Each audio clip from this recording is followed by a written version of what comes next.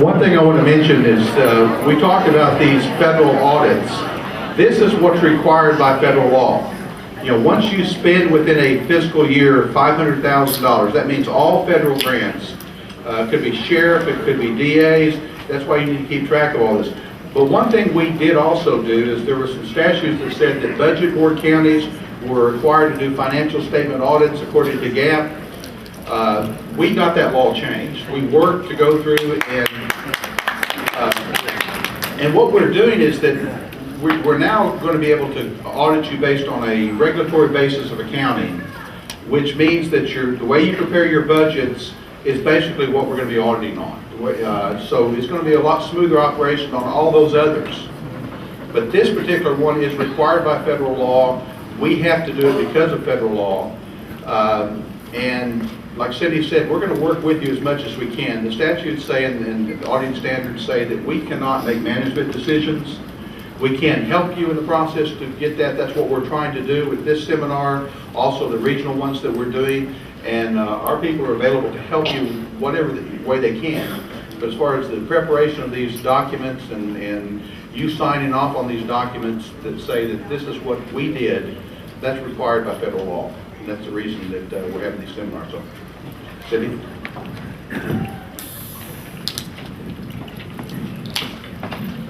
And we're back.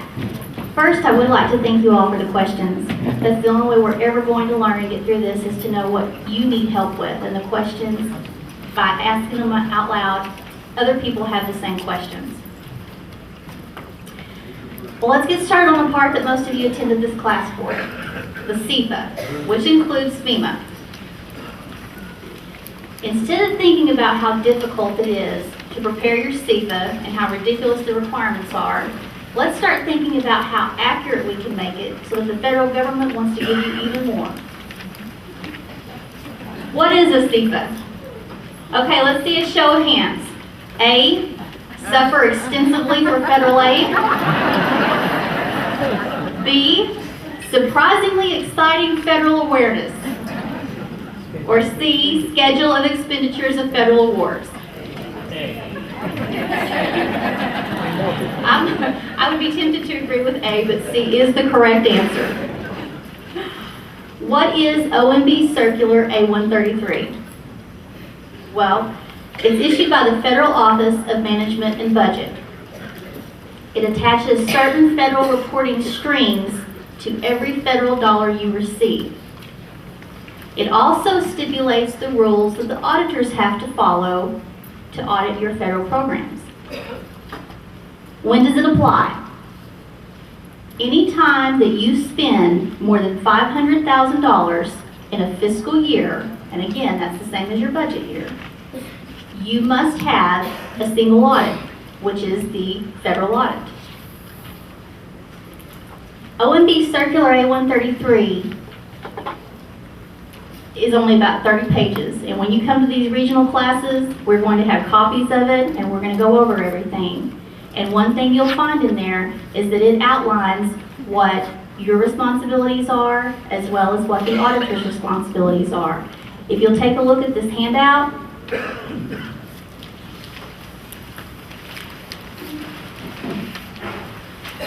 we have a listing of the definitions and what it means. This is copied straight from Circular A133. This is federal requirements. This is not the auditor's office. Some examples of federal grants: FEMA, obviously, CDBG grants, payments in lieu of taxes, flood control. I know you don't always think of those two as being federal grants, but they are. Law enforcement block grants, violence against women grants, and sometimes BIA grants. It depends on how that contract's written. So who is responsible for preparing the CFA? Again, the county as a whole. Uncle Sam expects you to report to him how you spent the federal money.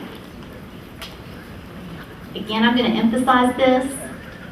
Put someone in your county in charge of compiling this. Get them familiar with what the regulations are and what's required. It will make your life easier. Because of these new auditing standards, we've been forced to report findings because the county does not prepare a CFA. One official said to me, "Well, the auditor never told me I had to do that." And they didn't say it that nicely either. But the auditors weren't there when you signed a binding contract with the federal government agreeing to these terms. Make sure you know what you're putting your signature on.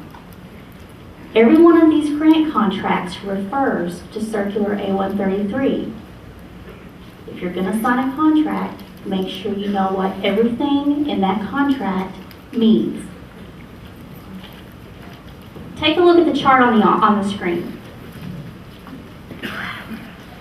As you can see, information from the CFA comes from every office, not just one.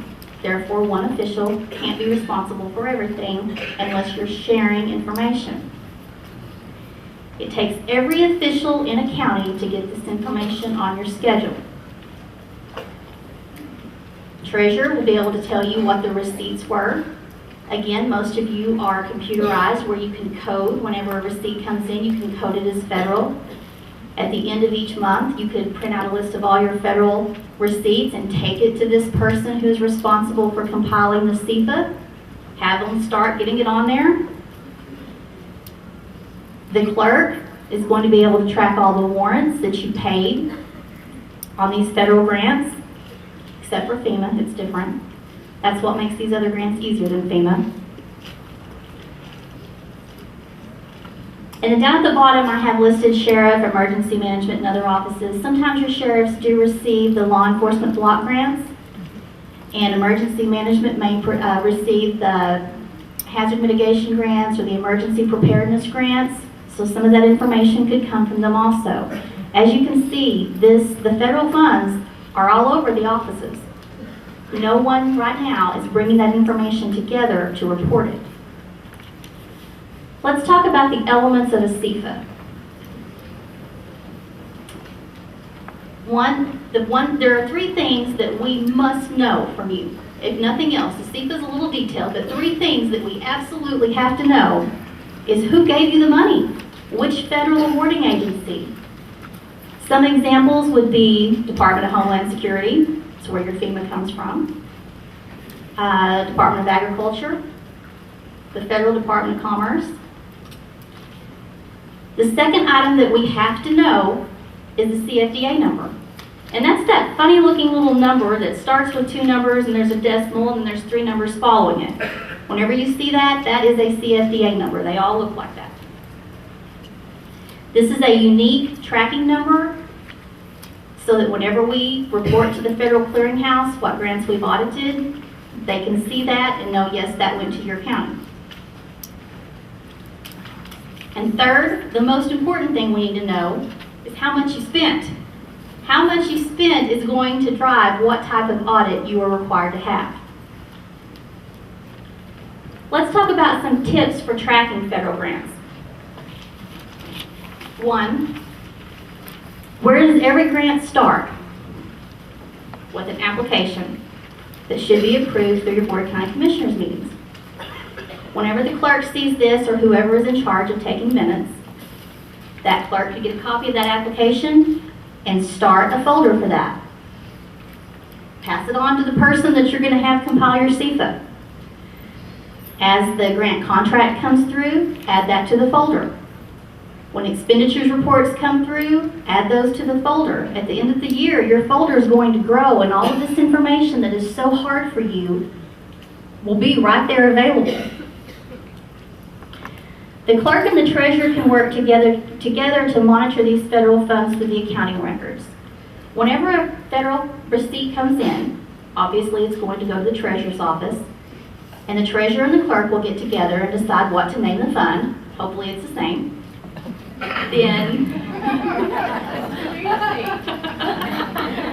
I wasn't going to say anything there, but they can work together. They can make sure that the folder's been started, that we are taking steps to monitor this grant and make sure everything's reported. Again, the treasurer can code those receipts, if it's possible, on the program. And then again, forward this information to the person that I know you guys are going to run back and designate to compile your CFA. I know y'all are thinking, if so-and-so didn't come to this meeting, they get to be in charge of it. Remember, it's an ongoing process. Requires all hands on deck. You can't get behind on this. It's very difficult. Well, now that we've become familiar with what the CFA is, again, that's the Schedule of Expenditures of Federal Awards, let's talk about FEMA. Now, I know that some of you think that this person on this screen is you trying to compile your FEMA records, but it's not. This is the auditor that just got assigned to go audit it. Why is FEMA reporting so difficult? Well, it's a lot of paperwork. As we mentioned earlier, it is just files and files of paperwork. There's so much documentation required for each project worksheet. FEMA is apportioned and expended usually, from the highway fund. So it's mixed in with all of your other expenditures. And if you don't keep a ledger and track this to know exactly what you spent on FEMA, nobody else is going to know either. Excuse my ignorance, but what's a PW? I'm sorry, that's a good question. A PW is a project worksheet. Whenever there is a disaster declared, FEMA reps show up and they go out on site and they will write up a project for a debris removal or to repair a road.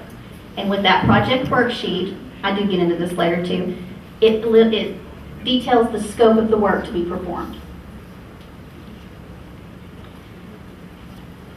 There's a lot of documentation for each project worksheet. Again, the PW is going to include the scope of the project. Materials. You're going to spend your materials from purchase orders or from your inventory on site. So if you're spending it from purchase orders, it would be easy to designate that PO as a FEMA expenditure and write it on your ledger. And then forward it to that person you're going to make compile your CFA. Consumable inventories. If you're using it from your stockpiles, you need to have transfer documents available to show where you're using those materials and how much you used. Again, on the transfer documents, we should be able to trace that back to a purchase order. It is a federal requirement that we go in to make sure that you spent this money in accordance with laws. So we've got to trace it back to where you actually spent the money. Another part of the project worksheet is labor. Now, I know that OEM gives you daily activity reports to track how many hours this person spent and what their rate of pay was. And hopefully those agree to that person's timesheet, because we have to trace it back that far also whenever we're doing the audit. Equipment. FEMA gives you an equipment rate schedule, or OEM does. I have seen the packet that OEM prepares for you and hands out. It's very informative. It has your equipment rate schedule in it where you can charge off your equipment. Again, in your ledgers, you need to be identifying by county ID number which piece of equipment you're using. So, and most of you do every bit of this. So if you're keeping all of this, I know you're wondering, what is the problem? What more do you want from me? Well, there's multiple disasters. There's many PWs for each district. And all we have right now usually is a filing cabinet or a box with a folder for each PW. Each district struggles to keep up with their own projects. These can rock on for several months. Or years. I was being optimistic. It's a fault of mine. I know that you think that if you've documented how you spent the money, you're finished. But that's not the final part. You still have to work together to get the total amount you spent on one schedule called the CFA. Right now, this information is in a lot of different places throughout the county. It's at each barn. The payments in lieu of taxes and the flood control is usually in the treasurer's office only. CDBG grant information is usually in the clerk's. So someone has to get information from every one of these offices and get it on one spreadsheet. And I'm going to tell you, it's hard. I've done it. It is not easy. But we're here to help. We'll walk you through it. In a year, you'll know as much as we do. Maybe you'll know more than we do. Maybe you can teach us next year. Again, it's going to be a lot easier if one person in your county does this.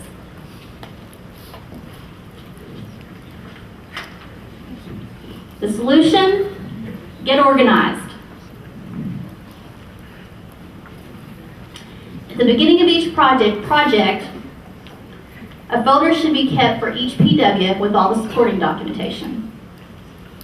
A ledger of receipts and disbursements for each PW would help to see at a glance if the project was completed or still ongoing. Well, I know that this is making sense to some of you that's keeping the documentation, so let's break it down where it'll make sense to everybody. If you have a project worksheet folder where you had $40,000 to spend on one road project, well, you're not going to spend it all in one day, and you're not going to spend it all in one PO. You've still got labor and equipment you've got to charge to it. Keep a ledger in that folder that says when you spent what you spent for that. Right now, we just get a folder that has the PW in it. It'll have a little bit of documentation. Hopefully, it all adds up to the amount of the PW. Let's get some ledgers going. Get organized. It'll make it a lot easier on you. Also, maintain ledgers for each disaster declared. Some of our counties have just been hit with disaster after disaster. So all these project worksheet folders start to run together. We need a ledger. Another problem that we face whenever we come to the county, we don't know which district was awarded which project worksheet. If each district would keep a list by disaster of every project worksheet that was awarded to them and then just tell us when to spend it, it would be so much easier on them. Again, this handout, this ledger, here at the back, this would help you. For each disaster, list your project worksheet out. Tell us when you spent the money. And on the right-hand column, tell us when you got the money back from FEMA, or OEM. I'm sorry, the money comes from OEM. The CEPA covers July 1st to June 30th, same as a budget year. Well, FEMA projects don't just magically cut off at June 30th. In fact, summertime is usually your busiest year, or busiest time of the year. We only need expenditures up to June 30th. So just as you're preparing for your budget every year, stop and let's also prepare our CEPA. That's the cutoff. So if you have a project going and you're keeping this ledger that I mentioned earlier in the front of each one of these project worksheet folders, you're going to know at June 30th how much you'd spent. You can keep right on working. You must cut off at June 30th. So how do you report each PW on the CEPA? Only through good ledgers. Some more helpful tips. Utilize the ledger templates provided by the auditor's office. These are also on our website. Already been put there. Keep ledgers up to date. Procrastination is a pitfall. If you get behind, it will feel like you will never get caught up. Again, designate one person in your county to prepare this CEPA. I cannot stress how important that is. This is honey? I know, I told you I was going to keep saying that. I'm thinking it's going to soak in. And when it does, that's going to make my job easier also. Please attend the regional meetings that we have scheduled. We are going to have a hands-on approach on how to prepare a CEPA, a financial statement, everything you need to know. We're going to teach you how to get on the internet and find the information you need. I would love to see a couple of grant contracts. I'm going to find these because if you go back and look at your grant contracts, you're going to find that it mentions Circular A133 in there. Audit requirements in accordance with Circular A133. And when you see that, you're going to understand that yes, this is required of me. I have to go forward with this. Now, I went through that pretty fast, so I hope you guys have a lot of questions. I've planned for that. Oh, early birds. Okay, who hollered question? Okay, you can be first. The person that is designated to file CEPA, when the auditor's office comes in to audit, I think our coroner did a really good job at documentation and deputies and all of that. But like you said, they're down funds. Then there's gonna be a simple person in the courthouse compiling the CEQA. When you come in to audit, are you gonna go to that person and just want the CEQA, and then it's the, are the field auditors, are they go to Yes, that's a good question. want that person to have all the stuff that supports that CEQA? That's a great question. That was a long question. Let me see if I can repeat this. Okay, if your county designates one person to compile the CEFA, when we come into audit, are we going to want that one person to have everything, or are we wanting to just get the CEFA from them? The ideal situation, that person is just the preparer of the CEFA. We will take that CEFA, we will determine which audit is required to be audited, then we will go out to whichever office has the documentation and audit it. We're not saying drag all of that documentation into one person. You just need to give that person enough information that they can prepare your CEFA. Did that answer everything? Okay. I'd like it anyway. I can't make management decisions for you anymore, I'm sorry. PW's not on Calpro already? Can we not do this digitally on you? Our PW is on CalPro. Not that I'm aware of. I see Mr. Keller back here. Mr. Keller, do you know anything about project worksheets or the federal? Well, there's guys right over there that probably can answer that. Tempro, you want me to bring it in, I can. Are they designing software specifically? Let me go get one. Okay, we'll come back to that question. Okay. Okay, next question. Where do we get the financial statement? Where do you get the financial statement information? Okay, the financial statement information, which we're going to be covering in our third segment, that information comes directly off the Treasurer's monthly report. In fact, it is going to be so simple, you're going to wonder what the big deal is. That's the easiest part. I saved it for last. End on a high note. Okay, next question. How can we make the job of preparing the CFA easier? How can you make the job of preparing the CEFA easier? Well, staying on top of it. Procrastination is a pitfall. Ledgers. The only thing that you're lacking are the ledgers. You've got all the documentation.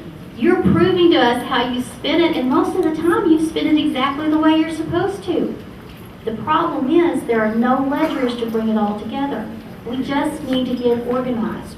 The guys out here doing the work on these FEMA projects, they're not used to keeping accounting records. They're used to doing the manual labor and doing the work. They just need a little help getting organized. Who do we need to contact for help or information and help? Okay, who do you need to contact for help and information with the financial statement? I would say us. Let us help you. Again, we're going to offer these classes. We're going to provide hands-on training because you know you never absorb anything when there's just somebody up there yakking like this in your ear. You need to do it for yourself to really learn it for it to sink in. Good question. Right here. You said that cut off at June 30th. July 1st, did you start over with a totally clear slate, or did you take that as a balance brought forward and then go from there? Okay, the question was, on a project worksheet, if you get to June 30th, do you cut off and start a new ledger, or do you just, what I would recommend is at June 30th, you just draw a line and say, okay, that's where I cut my expenditures off. This amount is going to my CEFA. July 1st, I'm going to just carry on. Just like a checkbook register. If you think about this PW ledger, just like a checkbook register, the feds just gave me $40,000. I've got to show when I got it and when I spent it. I need to take off each expenditure, and I need to do it daily so I keep track of it. Did that help? And at June 30th, you can easily see what your balance was that you had expended. Yes. So if you keep a financial statement, like at the end of the year, I do a financial statement for every account that we have on the ledger. So if you keep the financial statement of what you've collected and what's been disbursed, that would help. Yes. But then we'd still need to go back and put Okay, Lois's where it goes, question where it went to. is, she keeps track of what came into the fund and what went out of the fund. Would it help to keep a separate ledger like that for each project, and then at the end of the year, put those all on one? And that's absolutely right. Okay. The problem with FEMA is it's one disaster with many project worksheets. Okay. We've got to keep track of each one of those so we can pull it all together at the end of the year. Again, it's not hard. You guys are doing 90% of what you need to be. We are this close to getting where we need to be. Ledgers. Basically, you're looking for a cumulative report. Yes, the question was, are we looking for a cumulative report? Absolutely. All of this comes back to, did you or did you not spend $500,000 in one fiscal year, and what kind of audit am I required to have?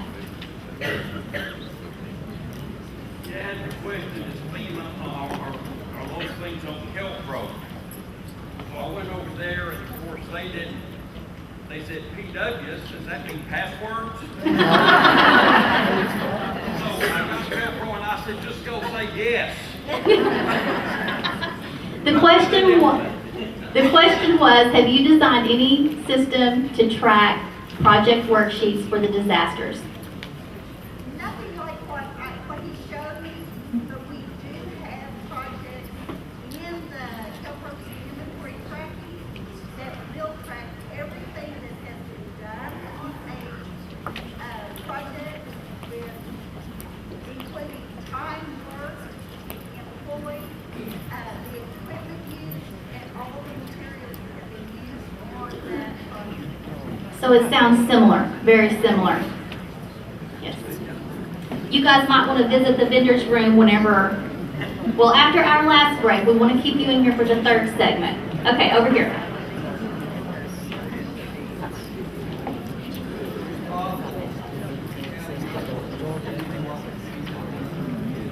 Okay, I didn't catch that.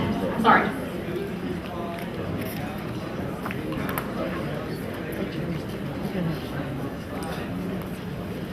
Who is responsible at the county level for knowing if this, I did those bonds 3 years ago, and I wasn't even aware that there was a number assigned at the bar. did you receive the money from FEMA? Someone did, but I wasn't aware that the money was received. Okay, again, okay, the question was, I think, I'm gonna word this, tell me if I'm wrong. The question was, he has performed the work for a PW, but he was never made aware of when the money came in, when it was received, is that correct? So how do you keep records for the PW unless you do an ex post facto, when you find out what the number was and what the project was? Okay, how did you know you had a project worksheet to do if they didn't give you a copy of the My question to you. Well, okay, it may not have, that is something that would probably be better answered by OEM. Would you guys like to talk about any of this, not to put you on the spot? The question is he's saying that he never was made aware that there was even a project worksheet assigned to the work. I guess it would go back to, how did you even know this work would qualify for FEMA? Because you guys called and said there was an audit and you gave me the information for those specific disaster numbers, and I had to go trace back to find out that it was actually a disaster number. Okay. I wasn't working there at the time, I'm getting this and feel like I'm being punished. Somebody didn't break my face. Well, let me emphasize, it's not a punishment. We're all trying to work through this together. It is a punishment when if they're gonna not give you any money in the future for somebody didn't pay. And it is bad that you have to pay for the mistakes that someone else made because they didn't do their job. That's why it's so important that everyone come together and communicate and help out. It takes everyone. And I think that, or you said that there was a schedule given to you that said your county received some money, but you were never made aware that the money had come in. And this is kind of like, I knew that we had a tornado,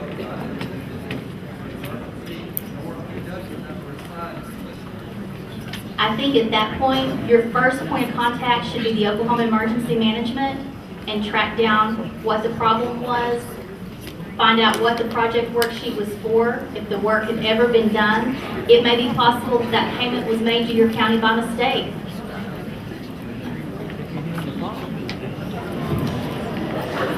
Let me say this, that when we came into office, the state law says the state auditor's office will audit the counties within 2 years. We had 67 counties that were not in compliance. We had counties that had not been audited since 2005.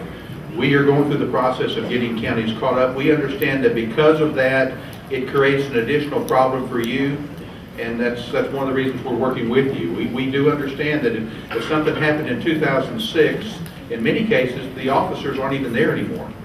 And so we're doing everything we can to go back to help you compile this information. The sad fact is it's still required, and we wish that the auditor's office had been, if they had been in compliance, then we would only be dealing with counties that were within 2 years. That's not the case. Like I said, we have many counties that I think we had 7 counties that hadn't been audited since 2005. We had 16 counties that hadn't been audited since 2006. We are making tremendous progress in what we're doing. Based on where we're at today, but let me just tell you this. In 2008, there were 81 counties, no, 2007, 81 counties that had been audited by the state auditor's office. Meaning that in some cases, let me rephrase that. There have been 81 county years that have been audited, which means you may have done 2 years for one county. Yeah. I know there's 77 counties. But if you're completely caught up, you have to average 77 counties a year to stay caught up. In 2008, there were 45 counties audited. 2009, there were 34 counties audited. In 2010, there were 35, which tells you how far behind we were getting. We're on schedule this year to do over 125, maybe 150 county years, which means we're going to do almost 2 years worth of auditing in 1 year.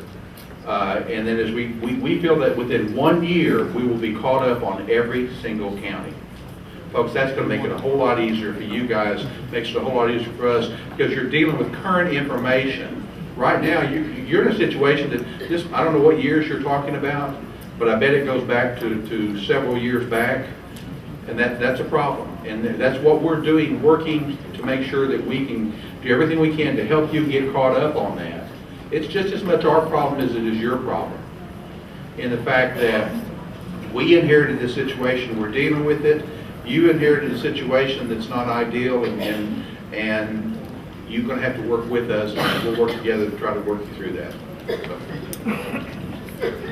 I would like to point out one more thing. Mr. Jones gave you the statistics starting in 2008 and the sharp decline in the number of audits that were produced.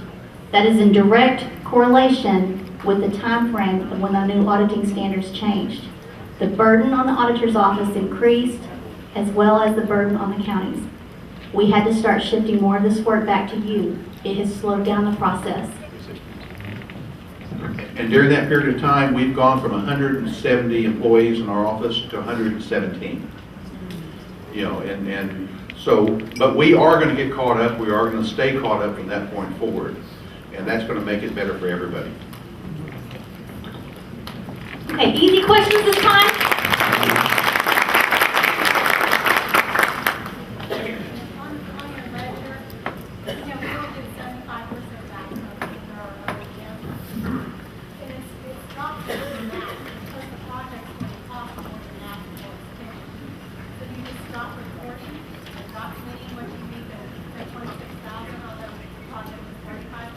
That is an excellent question. The question was, if you have a project that the federal share is $40,000, and you're going to have to add your state share and what you were required to match to that, and sometimes you even spend more of your own money on that project, what number goes on the CFA as expended? Only the federal dollars. The schedule of expenditures of federal awards should only report the federal portion of the money you spent. We do come in and we audit the match money that you had to to spend, so you have to keep track of that also. But on your schedule, only the federal dollars. This is very important because you don't want to report everything on there because it may look like you had more than 500,000 in 1 year when you didn't. I have one more question. Okay. Sorry. Back to the audit payment schedule, the day after we had, there's also a question of whether a lot of our highway unit have overtime. Well, we could reimburse that amount for half the pay for that overtime. Can't put it on call, have to pay that. That is a question that you should get with me after this section, because there are different times that overtime's allowed depending on the category of work. And I hate to give answers off the cuff and not be absolutely certain, but I would be more than happy to research that for you and get back with you. Just come up here and see me but within the next break, if you would, please. I want to know, at the end of the fiscal year, whenever the CFO report is complete, who is that presented to and who has to approve it? Okay, at the end of the fiscal year, Does it have to go through a board of county commissioners or what? at the end of the fiscal year, whenever you finished your CFA, your schedule of expenditures and federal awards, it's all completed, it's all perfectly accurate. What do you do with it then? It's not required to go through the Board of County Commissioners minutes or meetings, but wouldn't it be a good idea at that point to present it to the board, have everyone look at it for errors, just in case somebody says, oh, my grant's not on that schedule. The commissioners could approve it in a meeting, it would be official, and you could send it on to the auditor's office. That would be a great idea.